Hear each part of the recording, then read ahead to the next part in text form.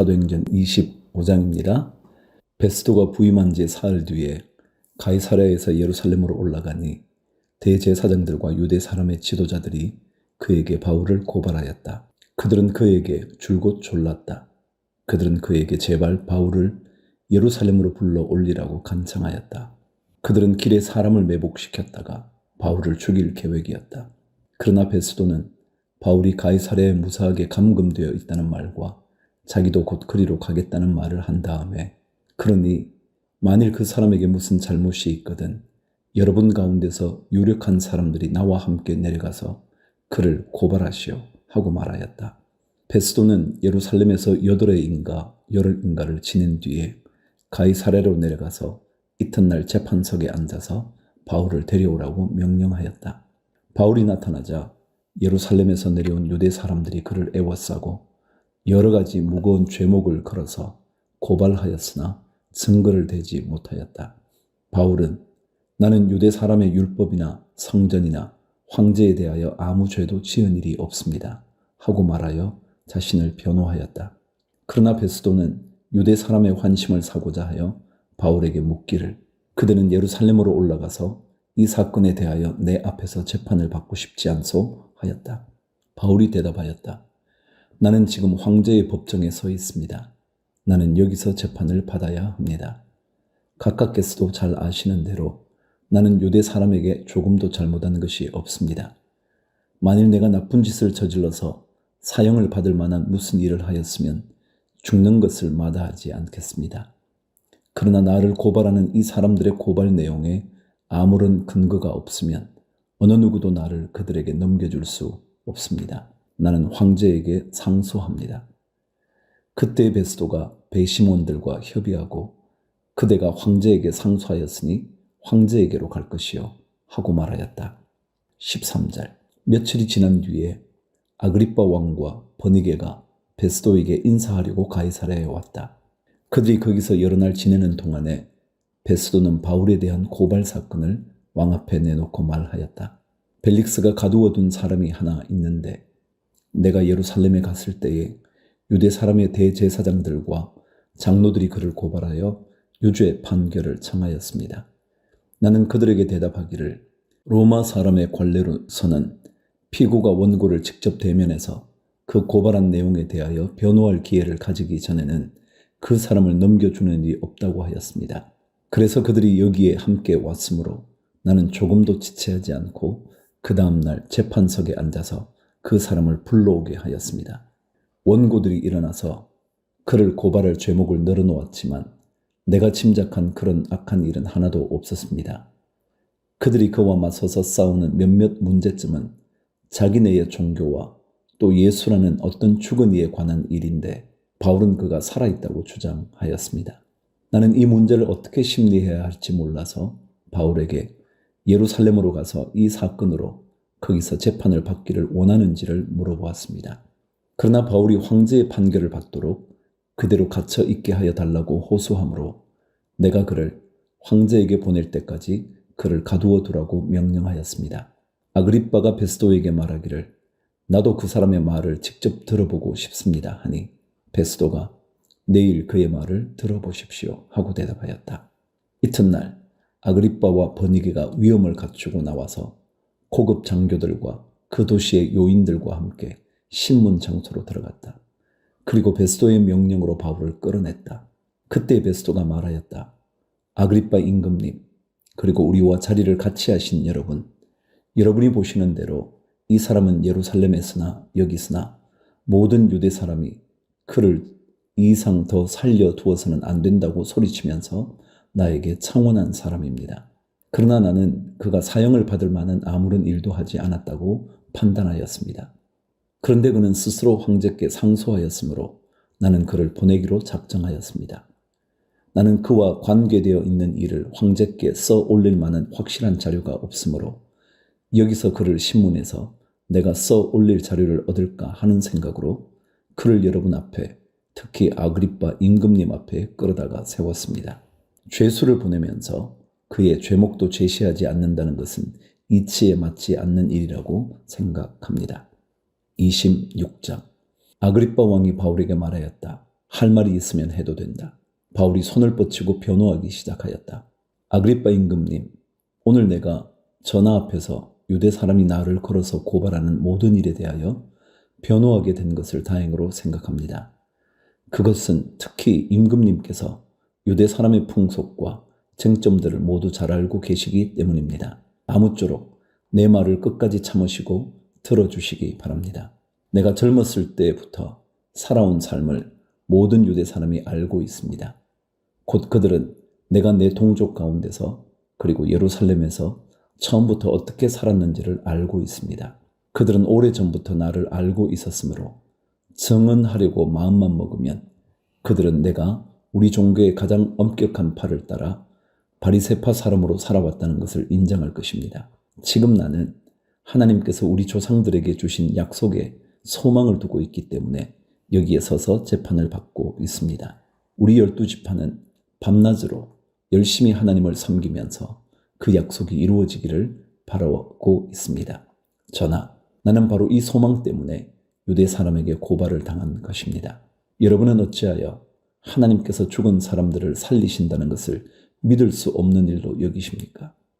사실 나도 한때는 나사렛 예수의 이름을 반대하는 데에 할 수 있는 온갖 일을 다 해야 한다고 생각하였습니다. 그래서 나는 그런 일을 예루살렘에서 하였습니다. 나는 대제사장들에게서 고난을 받아가지고 많은 성도를 옥에 가두었고 그들이 죽임을 당할 때에 그 일에 찬동하였습니다. 그리고 회당마다 찾아가서 여러 번 그들을 형벌하면서 강제로 신앙을 부인하게 하려고 하였습니다. 나는 그들에 대한 분노가 극도에 다다랐으므로 심지어 외국의 여러 도시에까지 박해의 손을 뻗쳤습니다. 12절.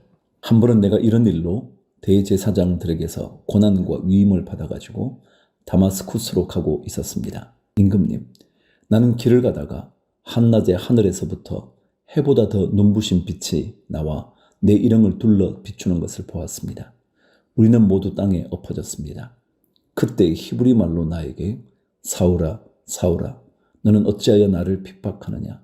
가시도 친 채찍을 발길로 차면 너만 아플 뿐이다 하고 말하는 음성을 들었습니다. 그래서 내가 주님 누구십니까? 하고 물었더니 주님께서 나는 내가 핍박하는 예수이다. 자, 일어나서 발을 딛고 서라. 내가 내게 나타난 목적은 너를 일꾼으로 삼아서 내가 나를 본 것과 내가 장차 내게 보여줄 일의 증인이 되게 하려는 것이다. 나는 이 백성과 이방 사람들 가운데서 너를 건져내어 이방 사람들에게로 보낸다. 이것은 그들의 눈을 열어주어서 그들이 어둠에서 빛으로 돌아서고 사탄의 세력에서 하나님께로 돌아오게 하며 또 그들이 죄사함을 받아서 나에 대한 믿음으로 거룩하게 된 사람들 가운데 들게 하려는 것이다. 하고 말씀하셨습니다. 그러므로 아그리빠 임금님, 나는 하늘로부터 받은 환상을 거역하지 않고 먼저 다마스쿠스와 예루살렘에 있는 사람들에게, 다음으로 온 유대지방 사람들에게, 나아가서는 이방 사람들에게 회개하고 하나님께로 돌아와서 회개에 합당한 일을 하라고 전하였습니다. 이런 일들 때문에 유대 사람들이 성전에서 나를 붙잡아서 죽이려고 하였습니다. 그러나 내가 이날까지 하나님의 도우심을 받아서 낮은 사람에게나 높은 사람에게나 이렇게 서서 증언하고 있는데 예언자들과 모세가 장차 그렇게 되리라고 한 것밖에는 말한 것이 없습니다. 그것은 곧 그리스도는 고난을 당하셔야 한다는 것과 그는 죽은 사람들 가운데서 가장 먼저 부활하신 분이 되셔서 이스라엘 백성과 이방 사람들에게 빛을 선포하시리라는 것입니다. 바울이 이렇게 변호하니 베스도가 큰 소리로 바울아, 내가 미쳤구나. 내 많은 학문이 너를 미치게 하였구나 하고 말하였다. 그때 바울이 대답하였다. 베스도 총독님, 나는 미치지 않았습니다. 나는 맑은 정신으로 참말을 하고 있습니다. 임금님께서는 이 일을 잘 알고 계시므로 내가 임금님께 거리낌 없이 말씀드리고 있는 것입니다. 이것은 어느 한 구석에서 일어난 일이 아니므로 임금님께서는 그 어느 사실 하나라도 모르실 리가 없다고 생각합니다. 아그리빠 임금님, 예언자들을 믿으십니까? 믿으시는 줄 압니다. 그러자 아그리빠 왕이 바울에게 말하였다. 그대가 짧은 말로 나를 설복해서 그리스도인이 되게 하려고 하는가? 바울이 대답하였다. 짧거나 길거나 간에 나는 임금님뿐만 아니라 오늘 내 말을 듣고 있는 모든 사람이 이렇게 결박을 당한 것 외에는 꼭 나와 같이 되기를 하나님께 빕니다. 30절. 왕과 총독과 번이게 및 그들과 함께 앉아 있는 사람들이 다 일어났다. 그들은 물러가서 서로 말하였다. 그 사람은 사형을 당하거나 갇힐 만한 일을 한 것이 하나도 없어. 그때에 아그리빠 왕이 베스도에게 말하였다. 그 사람이 황제에게 상소하지 않았으면 석방될 수 있었을 것이요. 27장. 우리가 배로 이탈리아에 가야 하는 것이 결정되었을 때에 그들은 바울과 몇몇 다른 죄수를 황제 부대의 백부장 율리오라는 사람에게 넘겨주었다. 우리는 아드라무테노 호를 타고 출항하였다. 이 배는 아시아 연안의 여러 곳으로 항해하는 배였다. 데살로니가 출신인 마케도니아 사람 아리스다고도 우리와 함께 하였다. 이튿날 우리는 시돈의 배를 대었다. 율리오는 바울에게 친절을 베풀어 친구들에게로 가서 보살핌을 받는 것을 허락하였다. 우리는 시돈을 떠나 백기를 갈 때에 맞바람 때문에 키프로스 섬을 바람막이로 삼아서 항해하였다. 우리는 길리기아와 밤빌리아 앞 바다를 가로질러 항해하여 루기아에 있는 무라에 이르렀다. 거기서 백부장은 이탈리아로 가는 알렉산드리아 배를 만나서 우리를 그 배에 태웠다. 우리는 여러 날 동안 천천히 항해하여 겨우 니도 앞바다에 이르렀다. 근데 우리는 맞바람 때문에 더 이상 나아갈 수 없어서 크레타 섬을 바람막이로 삼아 살모네 앞바다를 항해하여 지나갔다. 그리고 우리는 크레타 남쪽 해안을 따라 겨우겨우 항해하여 라세아 성에서 가까운 도시인 아름다운 항구라는 곳에 닿았다. 많은 시일이 흘러서 금식 기간이 이미 지났으므로 벌써 항해하기에 위태로운 때가 되었다. 그래서 바울은 그들에게 이렇게 충고하였다. 여러분, 내가 보기에 지금 항해를 하다가는 재난을 당할 것 같은데 짐과 배의 손실만이 아니라 우리의 생명까지도 잃을지 모릅니다. 그러나 백부장은 바울의 말보다는 선장과 선주의 말을 더 믿었다. 그리고 그 항구는 겨울을 나기에 적합하지 못한 곳이므로 거의 모두는 거기에서 출항하여 할 수 있으면 베닉스로 가서 겨울을 나기로 뜻을 정하였다. 베닉스는 크레타 섬의 항구로 서남쪽과 서북쪽을 바라보는 곳이다. 13절. 때마침 남풍이 순하게 불어오므로 그들은 뜻을 이룬 것이나 다름없다고 생각하고 닻을 올리고서 크레타 해안에 바싹 붙어서 항해하였다. 그런데 얼마 안 되어 유라굴로라는 폭풍이 섬 쪽에서 몰아쳤다. 배가 폭풍에 휘말려서 바람을 맞서서 나아갈 수도 없으므로 우리는 체념하고 떠밀려 가기 시작하였다. 그런데 우리가 가우다라는 작은 섬 아래쪽을 따라 밀려갈 때에 그 섬이 어느 정도 바람막이가 되어 주었으므로 우리는 간신히 거룻배를 휘어잡을 수 있었다. 선원들은 거룻배를 갑판 위에다가 끌어올리고 밧줄을 이용하여 선체를 동여매었다. 그리고 그들은 리비아 근해의 모래톱으로 밀려들까 두려워서 바다에 닻을 내리고 그대로 떠밀려 가고 있었다. 우리는 폭풍에 몹시 시달리고 있었는데 다음날 선원들은 짐을 바다에 내던졌고 사흘째 날에는 자기네들 손으로 배에 장비마저 내버렸다. 여러 날 동안 해도 별도 보이지 않고 거센 바람만이 심하게 불었으므로 우리는 살아남으리라는 희망을 점점 잃었다. 사람들은 오랫동안 아무것도 먹지 못하고 있었다. 그때 바울이 이렇게 말하였다. 여러분은 내 말을 듣고 크레타에서 출항하지 않았어야 했습니다. 그랬으면 이런 재난과 손실은 당하지 않았을 것입니다. 그러나 이제 나는 여러분에게 권합니다. 기운을 내십시오. 이 배만 잃을 뿐 여러분 가운데 한 사람도 목숨을 잃지는 않을 것입니다. 바로 지난밤에 나의 주님이시요 내가 섬기는 분이신 하나님의 천사가 내 곁에 서서 바울아 두려워하지 말아라. 너는 반드시 황제 앞에 서야 한다. 보아라. 하나님께서는 너와 함께 타고 가는 모든 사람의 안전을 너에게 맡겨주셨다. 하고 말씀하셨습니다. 그러므로 여러분 힘을 내십시오. 나는 하나님께서 나에게 말씀하신 그대로 되리라고 믿습니다. 우리는 반드시 어떤 섬으로 밀려가 닿게 될 것입니다. 10나흘째 밤이 되었을 때에 우리는 아드리아 바다에 떠밀려 다녔다. 한밤중에 선원들은 어떤 육지에 가까이 이르고 있다고 짐작하였다. 그들이 물 깊이를 재어보니 20길이었다. 좀 더 가서 재니 15길이었다. 우리는 혹시 암초에 걸리지나 않을까 염려하여 고물에서 단 4개를 내리고 날이 새기를 고대하였다. 그런데 선원들이 배를 버리고 달아나려고 이물에서 닻을 내리는 척하면서 바다에 거룻배를 풀어내렸다. 바울은 백부장과 병사들에게 말하였다.